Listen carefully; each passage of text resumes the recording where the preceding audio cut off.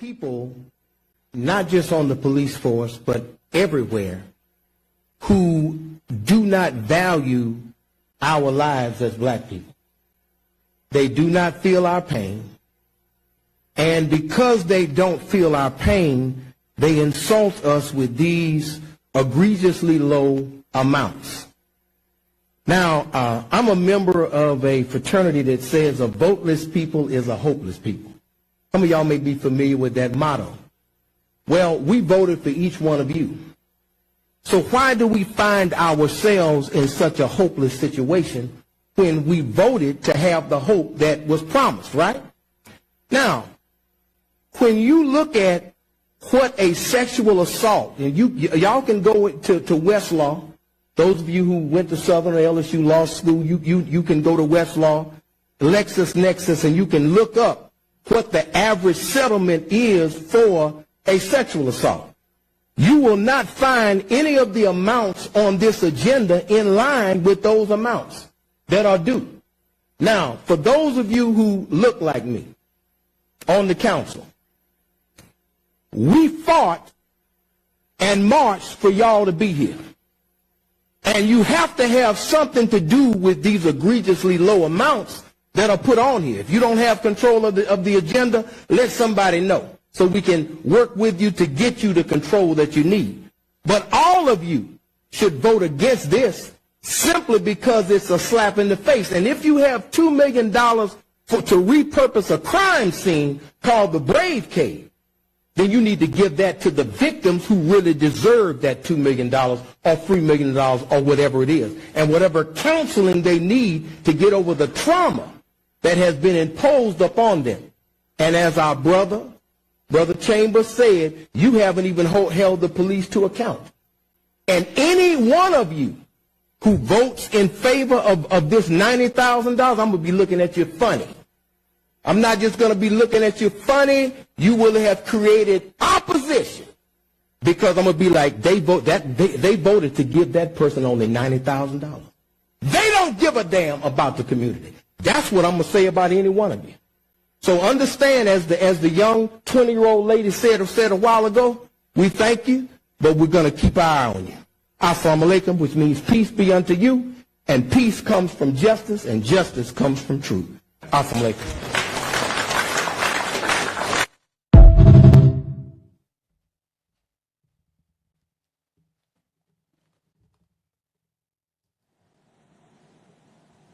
All right, Brother Dale, you're on. Greetings and welcome to another powerful edition of the Community Defender Talk Show, one powerful hour of truth, dispelling falsehood. I'm your host, Brother Darrell Muhammad, and we're glad that you have tuned in to tonight's program. And of course, we're going to be dealing with a very important topic and a very important principle that all of our people, all of those who would aspire to leadership, need to understand. Whether you're a brother on the street, a sister on the street, or somebody in college, somebody with a PhD, you need to understand the title of this show, which is Compromise is Suicide.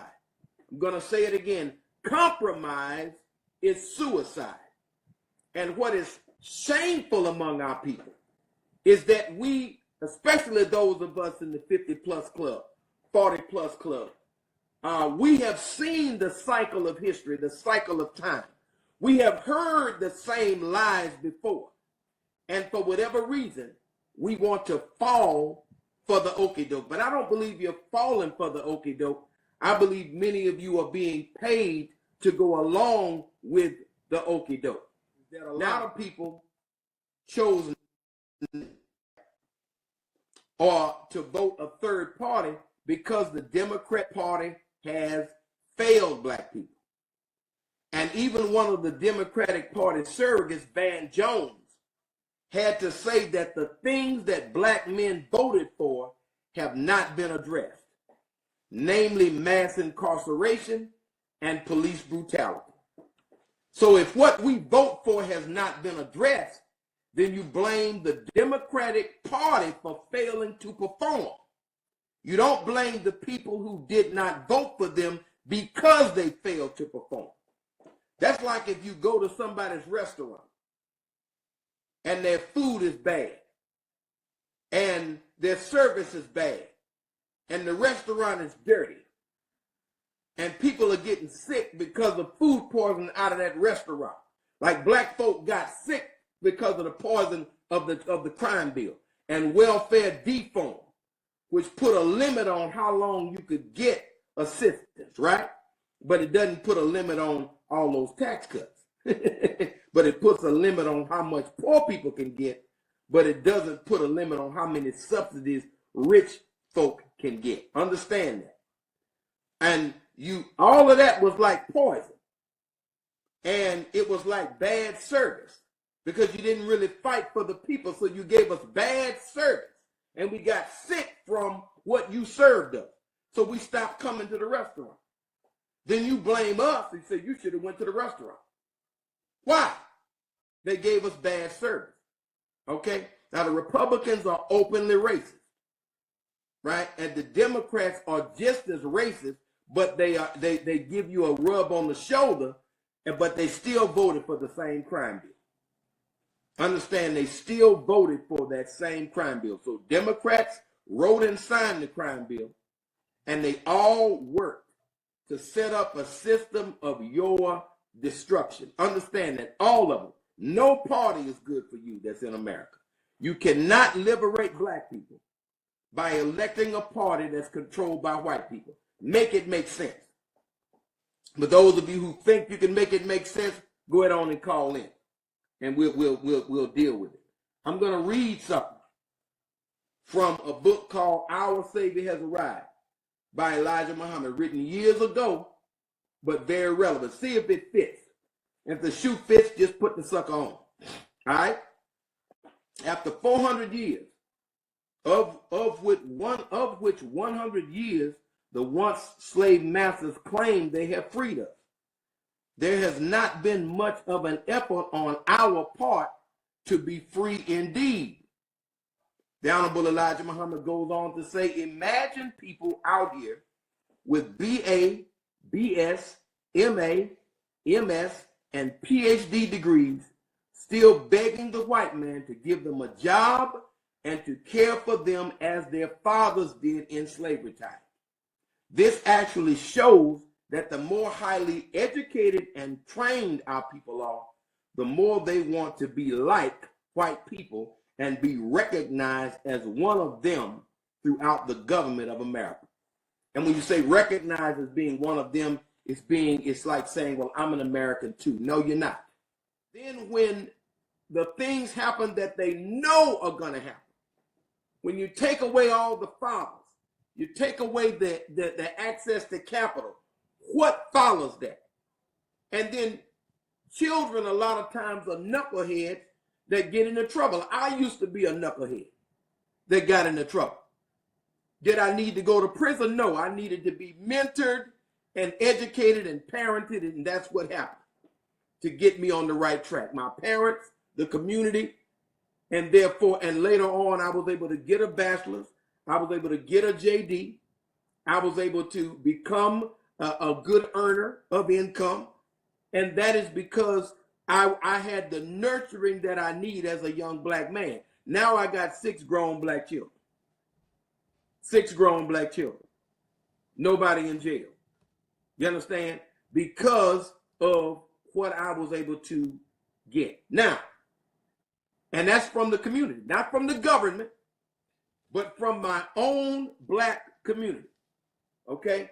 I was able to get what I needed from my own community. Now, a lot of y'all are upset making videos on Facebook about how bad Trump is.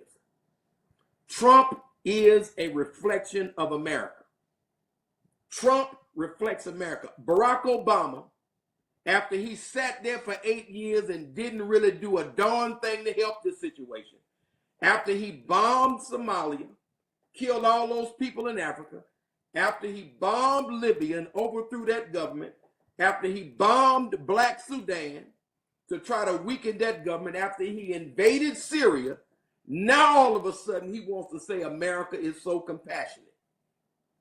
And after he killed so many people during his administration, and dropped some of his heaviest bombs on black people in Africa. This is just facts. Compromise is suicide. And Barack Obama didn't just compromise, he bent over in all directions for the enemy. Now he wants to ask the question, what kind of country are we? This is a racist, arrogant, murderous country. The government does not care about human life. They're getting ready to kill 200,000 Iranians with all of these bombs that they want to drop on Iran. They're considering the murder of 200,000 people in a week. This is what this government is thinking about. And it's not just Trump. It's a whole bunch of senators and congressmen, and the Congressional Black Caucus is not really going to say a damn thing about it because they are bought and paid for. That's why they don't represent you well, and because they themselves, though they may be good people, are compromised. Okay? Many of us love the strong stand that our Sister Crockett takes, the sister from Texas, where she put Marjorie Greene in check. And black women have been putting people in check for hundreds of years. A sister can put you in check very politely, very articulately, putting that racist redneck woman in check. But those clips are nice. But policy that puts the control of our destiny in our hands, policy that does something with our young men and young women has not come out of that. It's just been a feel-good thing that we see on the internet. But the Congressional Black Caucus, the black in Congressional Black Caucus is not big enough. They are afraid. I want you to understand that. They are afraid, which is why I roll with the nation, because we have a fearless leader. And he has taken the fear out of us who listen to the Honorable Louis Farrakhan's voice. Now, compromise is suicide. Now, here's the thing. Whenever you stand up for what's right, the enemy is going to come against you. We have a brother by the name of Ron Haley, a prominent attorney, an attorney who has fought for justice. But every time somebody fights for justice, the enemy will try to disbar them. The enemy will try to do everything possible to hurt them because they are successful in representing our people. This brother, this attorney represented the family of Ronald Greene, who was beat to death on the side of the road on camera for the world to see. You can go on YouTube and look at it. He was literally beat to death. His mother was recently in town and spoke at a council meeting in Baton Rouge and stood with the families of those who were sexually assaulted at the Brave Cave. The thing is that our people believe in a system that is actually has plans to kill them. And there is a connection between foreign policy and domestic policy, as Dr. King was able to find out. There's a connection. And both policies are arrogant and racist. And like I said, all of the qualities of Donald Trump is all of the qualities of America. Okay? You're talking about arrogant, racist, cruel, mean. That's America. That's American policy. That is what happened to us as a people. That policy was the same policy when Barack Obama was president. It was the same policy. Understand, it doesn't matter who is president. It doesn't matter who is at that top spot, because the enemy, Satan, has control over that top seat. Understand that. They are going to maintain control of that top seat. Now, there are some local elections that we can vote for where what? It'll actually be maybe something we can do. We were able to vote down those 4 crazy amendments that were designed to give wealthy, not really going to guarantee teachers the raise that they need, but they're willing to give tax breaks to the wealthy. Now, our leaders, and I'm just going to give you a couple of examples, compromise, and that leads to the suicide of our people. Now, I hate to keep going back to something, but at the same time, I love to keep going back to it because it affects the present. There's a sister by the name of Michelle Alexander who wrote a book called The New Jim Crow. If you have an elected official, somebody in the state legislature, somebody in Congress that has not read this book, they're not serious about leading black people. If they have not read this book, they are not serious about finding out what's going on. Most of them have heard it. Excuse me, have heard of it. But if they have not read it, they're not really serious. And as a lot of people who are in politics, they run not to make things better for the people, but to make things better for themselves. All right? Now, excuse me, I'm going to take a little drink of water as we do our work here. And anybody who wants to chime in on the discussion, the number is different because we're broadcasting. We're testing some new technology that saves us gas and, of course, gives us additional options. And so I have been dragged kicking and screaming into the modern time. So bear with us because we're testing out this technology and a lot of people are using it, and they thought it would be good for Brother Darrell and the community defender. And of course, I agree. But you can call in at 337-272-8849 and make sure that you go ahead on and hit us with your question or comment. We're talking about the issue of compromise is suicide. Now, I want to mention to you that our leaders compromised. When the crime bill, the 1994 crime bill, that has people doing life in prison for first-time drug offenses, that crime bill was aimed at black people. A relative few white people got caught up in it, but mostly it was aimed at black people. That crime bill, most of the provisions are in force today. People are still in jail for life for non-violent offenses.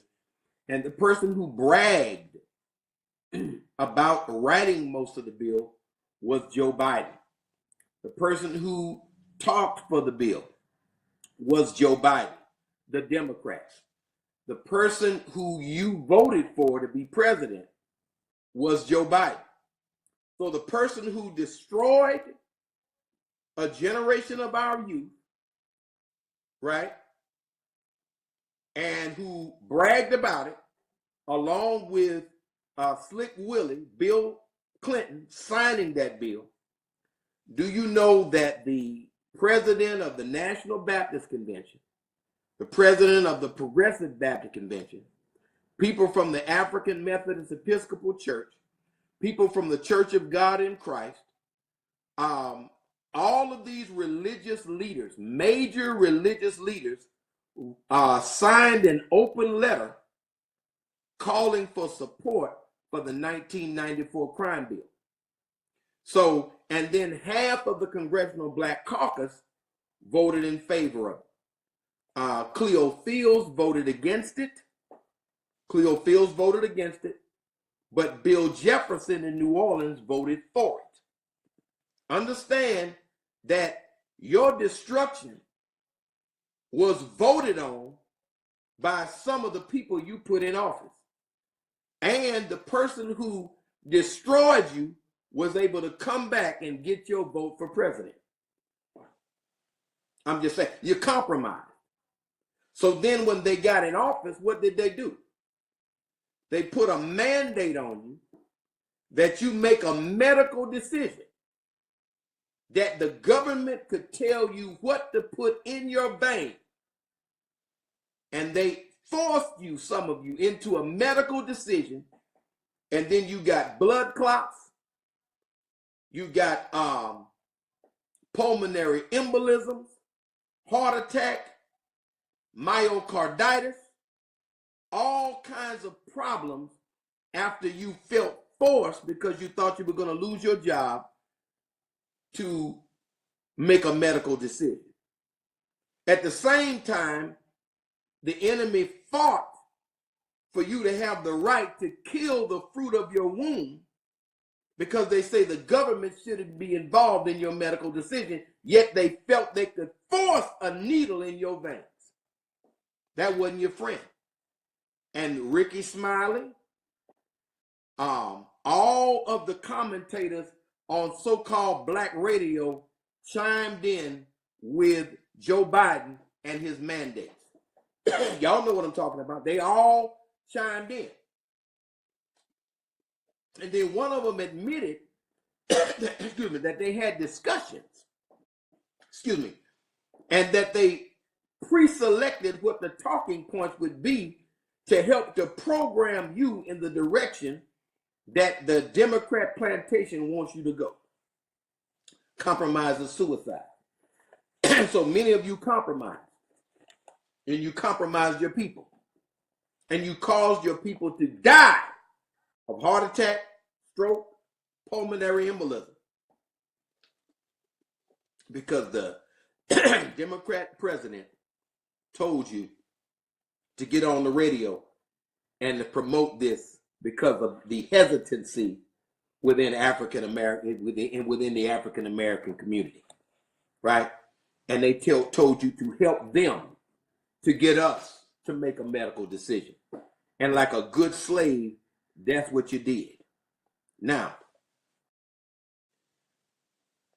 many of you are online, on the radio, blaming, instead of you coming together in a time of crisis, in a time where black history is under attack, instead of you embracing your brother and embracing your sister, you're on the air blaming black folks who did not vote for Kamala Harris for the policy of Trump.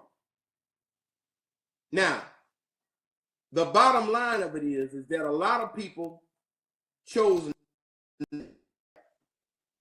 or to vote a third party because the Democrat Party has failed black people. And even one of the Democratic Party surrogates, Van Jones, had to say that the things that black men voted for have not been addressed, namely mass incarceration and police brutality. So if what we vote for has not been addressed, then you blame the Democratic Party for failing to perform. You don't blame the people who did not vote for them because they failed to perform. That's like if you go to somebody's restaurant and their food is bad and their service is bad and the restaurant is dirty and people are getting sick because of food poisoning out of that restaurant. Like black folk got sick because of the poison of the crime bill and welfare defund, which put a limit on how long you could get assistance, right? But it doesn't put a limit on all those tax cuts. But it puts a limit on how much poor people can get, but it doesn't put a limit on how many subsidies rich folk can get. Understand that.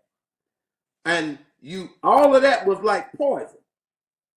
And it was like bad service because you didn't really fight for the people. So you gave us bad service and we got sick from what you served us. So we stopped coming to the restaurant. Then you blame us and say you should have went to the restaurant. Why? They gave us bad service. Okay? Now the Republicans are openly racist, right? And the Democrats are just as racist, but they give you a rub on the shoulder, but they still voted for the same crime bill. Understand, they still voted for that same crime bill. So Democrats wrote and signed the crime bill, and they all worked to set up a system of your destruction. Understand that all of them, no party is good for you that's in America. You cannot liberate black people by electing a party that's controlled by white people. Make it make sense. For those of you who think you can make it make sense, go ahead on and call in, and we'll deal with it. I'm going to read something from a book called Our Savior Has Arrived by Elijah Muhammad, written years ago, but very relevant. See if it fits. If the shoe fits, just put the sucker on. All right? After 400 years, of which 100 years the once slave masters claim they have freed us, there has not been much of an effort on our part to be free indeed. The Honorable Elijah Muhammad goes on to say, imagine people out here with BA, BS, MA, MS, and PhD degrees still begging the white man to give them a job and to care for them as their fathers did in slavery time. This actually shows that the more highly educated and trained our people are, the more they want to be like white people and be recognized as one of them throughout the government of America. And when you say recognized as being one of them, it's like saying, well, I'm an American too. No, you're not. No, you're not. That's like saying you're a millionaire, but your account has been frozen for 400 years. You're not a millionaire. If you don't have access to the rights, right, white folk don't have to sue. The family of Ronald Green had to sue to have an opportunity to get a small piece of compensation.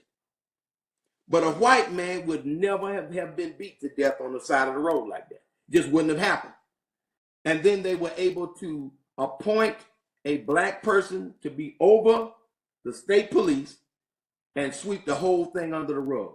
White phones, lie about it. And then black politicians just really wanted it to go away because they were interested in their own political careers and not in the uplift of the people that they claim to serve. Compromise is suicide. I want you to understand that. Now, the more educated you are, sometimes, the more you believe in this system, because the system treats you a certain way. But I'm gonna say this to you, to those of you who, claim to be Christian. Jesus said, inasmuch as you have not done it unto the least of these, my brethren, you have not done it also unto me. It was how the least of these were treated that was the measure that Jesus used to judge your dedication to him and to what he was teaching. And so if you don't have concern for the least of these, you're really not a good Christian. A lot of your biggest preachers were compromised. And if you were to see the names on that open letter, 30 years later on that open letter, every major black denomination's leadership sided against the future of our young people. The president of the National Baptist Convention, the president of the Progressive Baptist Convention, Church of God in Christ, African Methodist Episcopal. The list goes on and on and on. They compromised, and it was suicide for our community. They compromised, and our youth died in the process. Now, I want you to think about what happened to us. Think about it, brothers and sisters. Think about it. We thought we won the election when Bill Clinton won. He was a Democrat from the South, a Southern governor. Black folk thought they had something. But what you had was mass incarceration. What you had was death with a Southern accent. That's what you had. And you thought you had something with Biden. But what you had was somebody who was a hypocrite. What you had was somebody who put you last. They sent 100, Biden sent $183 billion to the Ukraine and $9.7 billion to HBCUs. Who do you think deserved that money? Now, when I put that question out on Facebook, some people said it was okay, I'm talking about black folks, to help our allies. Now, let me just say this. Negro, you don't even have allies in the Senate and the damn Congress. What the hell do you look like with a house Negro mentality talking about it's all right to help our allies? Negro, you ain't got no doggone allies. When the hell did you get allies all the way in the Ukraine, Negro? Sound like a fool. But that's what many of us said.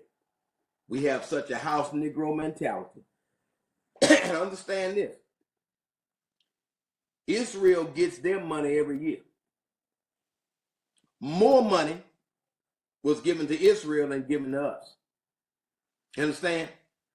Israel was given everything they needed, quote unquote, to defend itself, even in the face of what is a genocide, if you understand the definition of genocide.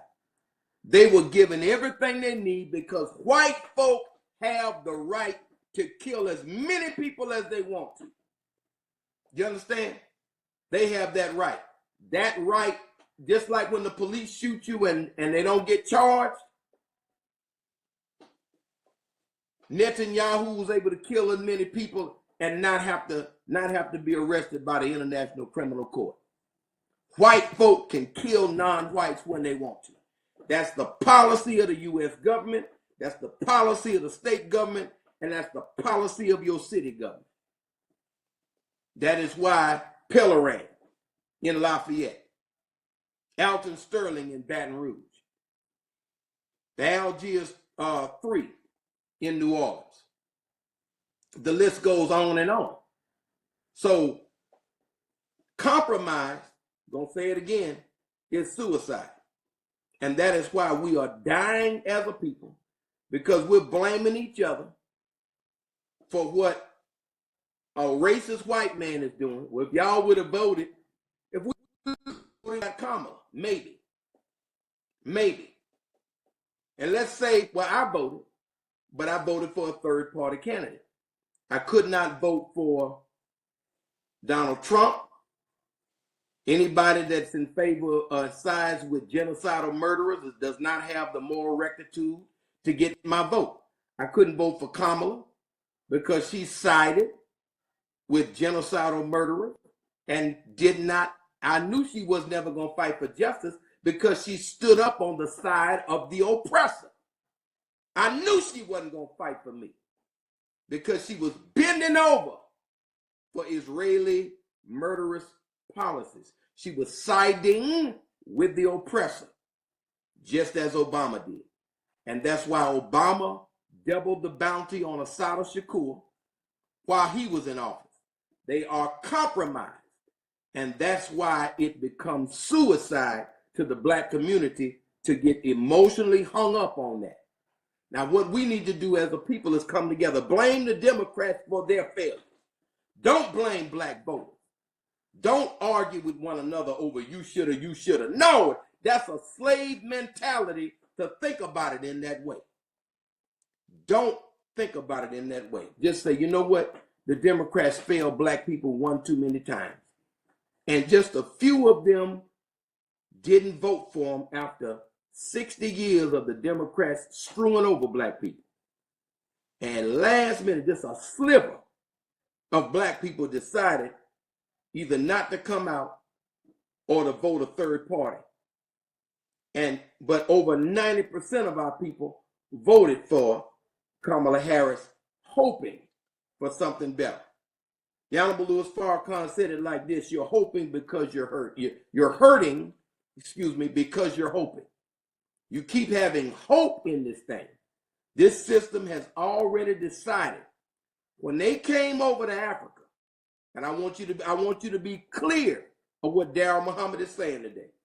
When they went to Africa and got you and threw you in those ships, and you rode for 9 months, 6 to 9 months, in your own feces and in your own urine, after being lashed and beaten, they decided then how they were going to treat you.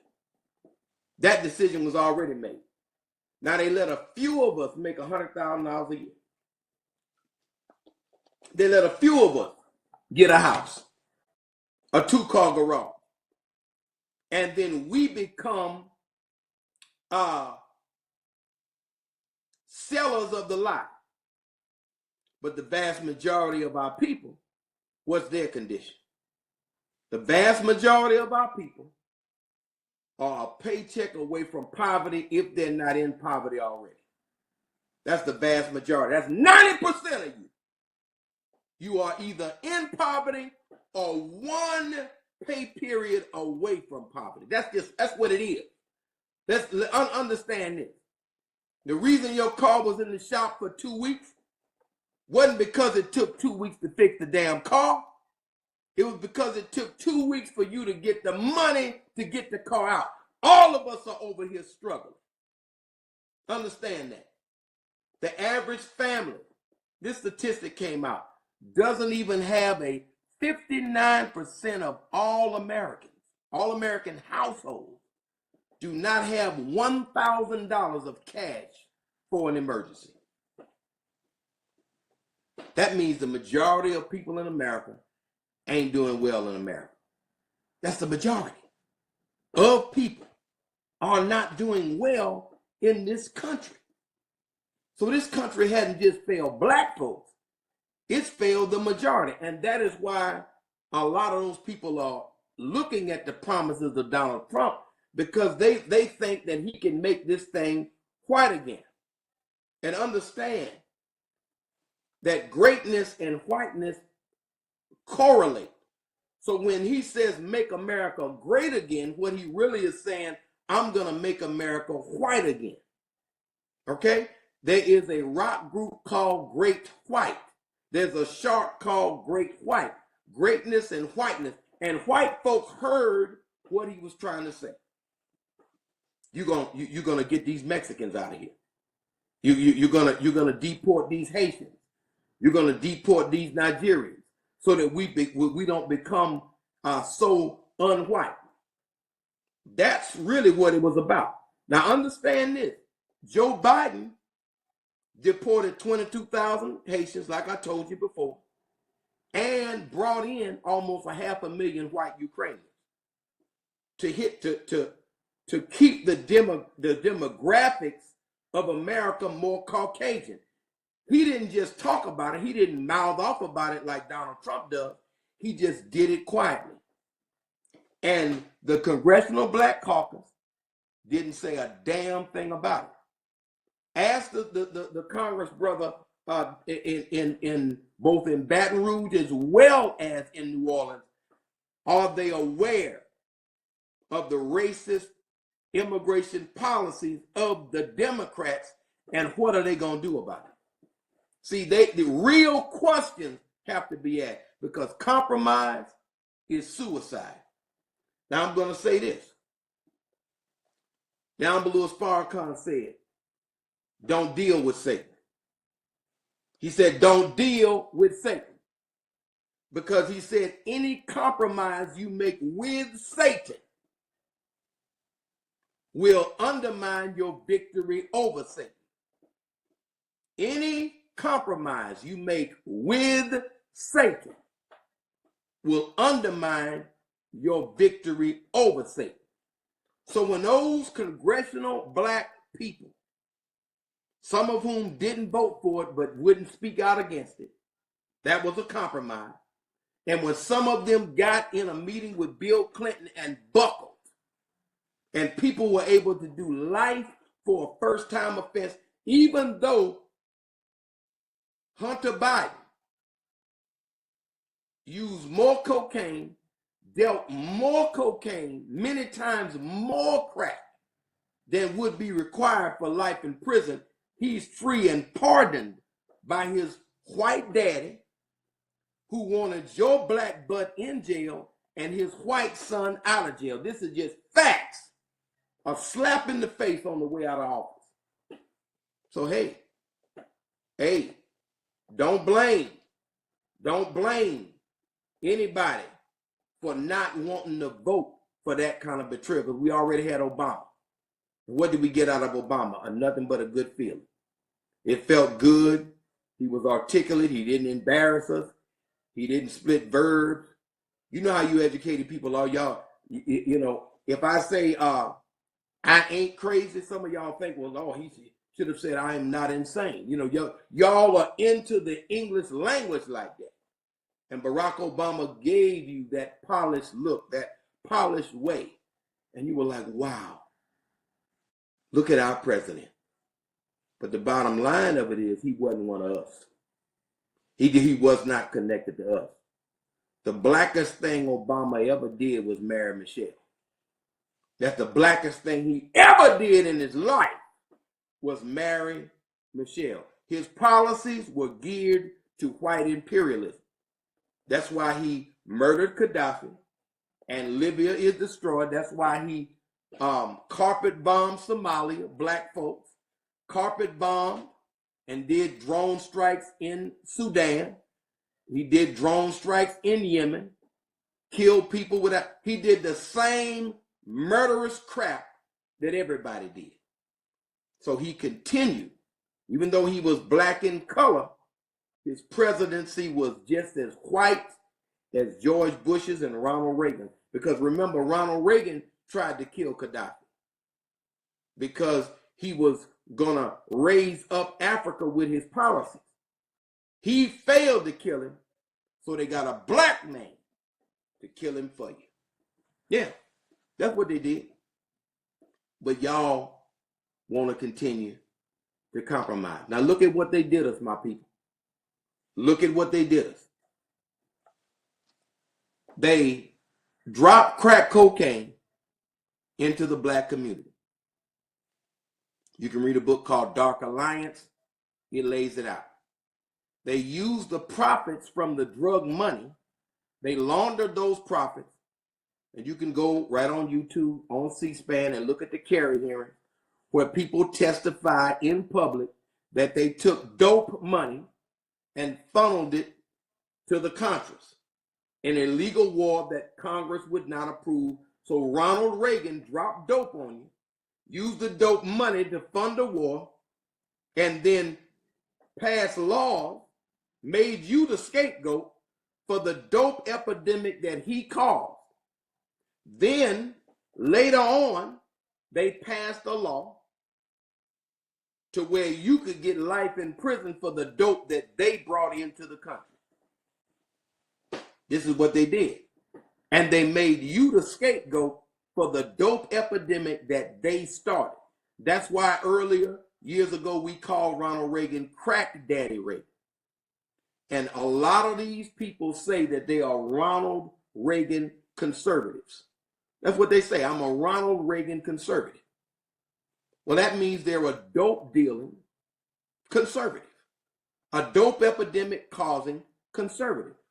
And that's why when the Honorable Elijah Muhammad said that you could never be an American, they mockingly, as the Honorable Louis Farrakhan said, they are mockingly calling you an American, but at the same time, you really don't have any rights of an American. You're not going to get treated like an American. And it is about your color. Okay? You got a billionaire that put up $50 million and he can't get out of jail. He's a billionaire, one of your giants. They brought all your giants down with propaganda campaigns. And hey, as powerful as they are, you're talking about a billionaire black man in jail awaiting trial. He put up $50 million. And they said, nah, we don't want it, bro. We want your black behind in jail. Now, if he can't get a fair shake, if he can't make, you got people who make bail. There was a man right in Baton Rouge who killed someone in the parking lot of the Trader Joe's, and he made bail. Murdered people. Murderers can get out of jail. But a black billionaire who hasn't killed anybody can't get out of jail. Can't make bail. Something's wrong with that picture. And it's because our leaders have been weak and they have compromised. They have punked out on you and have left you high and dry. And rather than you questioning them properly, putting their feet to the fire in the proper way, okay?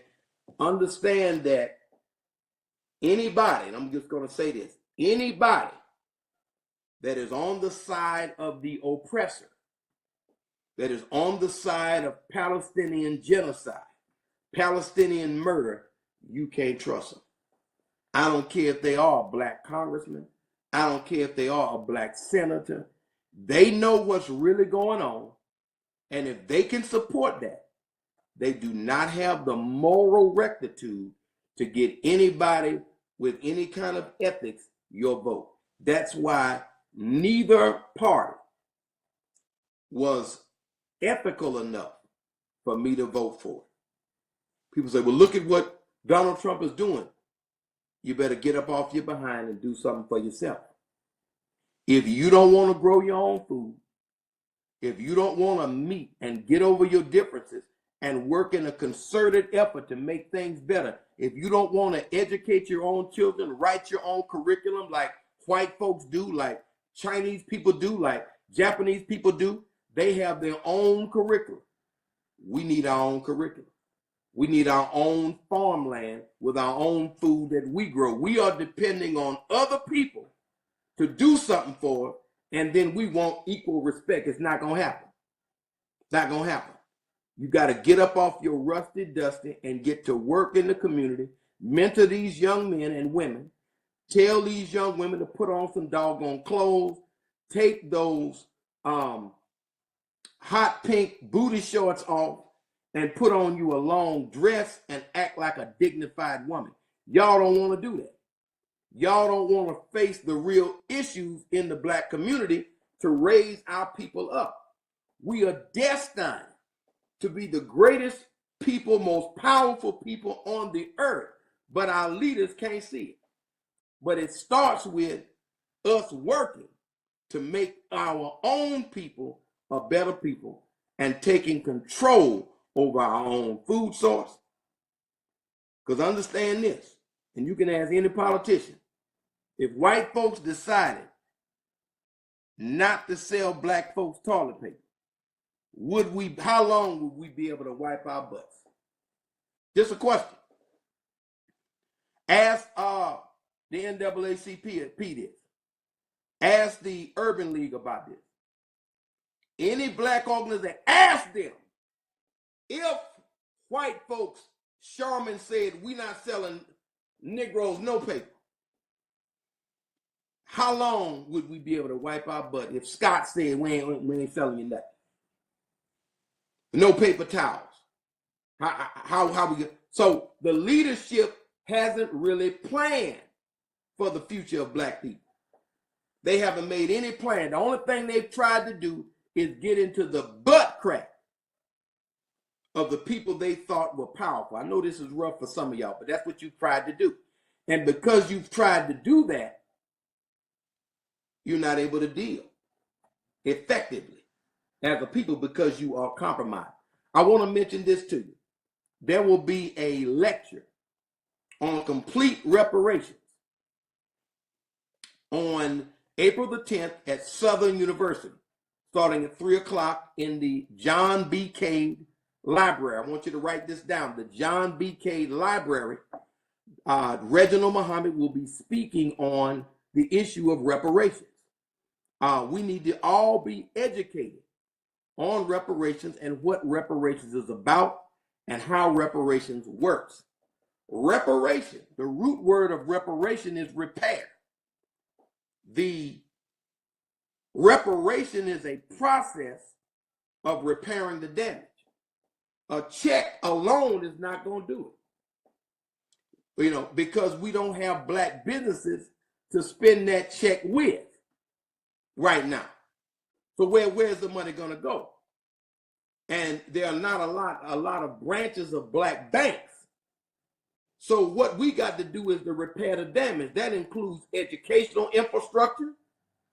That includes access to our own independent media, satellites, where we can educate ourselves and be in charge of our own media. Some of us are mad because somebody black gets fired from a major network. Well, that's their network. Where's your network at? And do you support black newspapers? Do you support the Final Call newspaper? Do you support the Final Call? Some of y'all don't support what's black. Now, this paper right here, the Final Call newspaper, is asked the question, what happened to Nadir and Nazir, two 19-year-old twins found shot to death and dead on the top of a mountain in Georgia. We want to know what happened to them. See, this is black media, but many of you get caught up in religious label and won't support what's independent and black because you have a slave mind and you try to put Jesus's name on your own mental slavery, then just say, look, I don't buy what master don't like. We got our brother Ron Haley. Again, we want to mention him. Lawyer for the Green family, lawyer for the little sister in Zachary who was made to clean up feces at a school in Zachary. This racism goes all the way into the classroom. Your children who are 8 years old, sometimes 6 years old, are being treated in a racist way by a lot of these Caucasian teachers. I ain't saying all of them, but we can pull up enough incidents on Google, online, and show you that our children are being handled in a very racist way, which means we need our own school system. We need our own. And remember, compromise is what? Suicide. Now, I'm going to say this in the closing minutes of the program because we got about 4 minutes left, I believe. And director, you can let me know if that's what we have. During this month of Ramadan, I saw a lot of people, thank you, sir. I saw a lot of people debating, saying things about Islam, bad things about Islam, and trying to talk crazy about Islam. Islam means total submission to the will of God. That's the definition of Islam. So if you don't have a problem with obeying God, well, yeah. But a lot of us don't know that that's what Islam means, and that's what they have a problem with. Now, here's the thing I'm going to say. When I was going to the club and getting drunk in my youth, and when I was going to the strip club in my youth, before I became Darrell Muhammad, nobody ever brought up Jesus. When we were on our way to the strip club and on our way to do various things, nobody brought up the goodness of Jesus Christ and how you need Jesus. But when I started not going to the strip club, not going to drink alcohol, and going to the mosque, I heard more about Jesus at that time than I had ever heard in my life, which means that all you're doing is religious set tripping and gang banging because you really were not following Jesus. And I had to call a few people out. You didn't say anything about Jesus and salvation in the blood of Jesus when we were on our way to the club.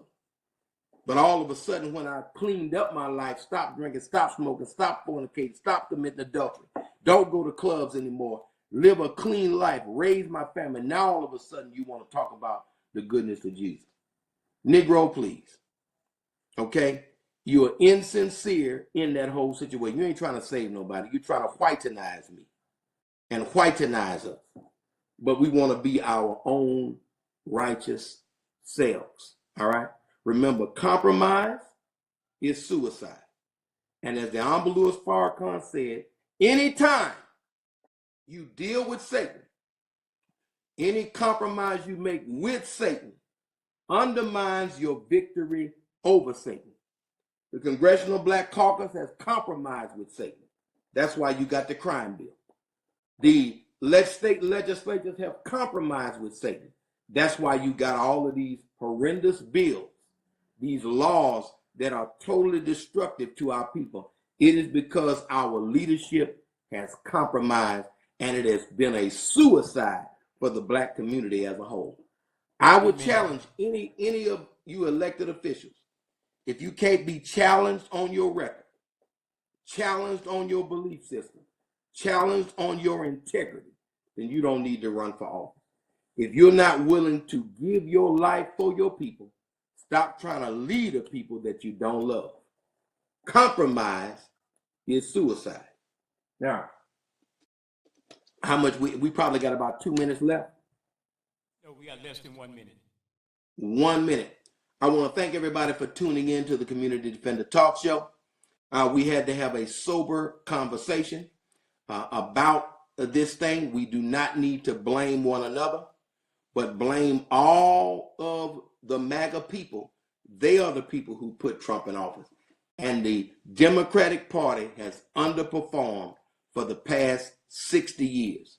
It's about time that we abandon them and come together with one another. And as a unified force, nobody will be able to defeat the original people, black people, the original people of the earth. Nobody will be able to defeat us. May Allah bless each and every one of you. May God bless your families. May He bless you with a great future. But this future is going to take hard work, and it's going to take sacrifice, and it's not going to get there if we compromise. Assalamu alaikum, and I hope to talk to you soon here at the Community Defender Talk Show.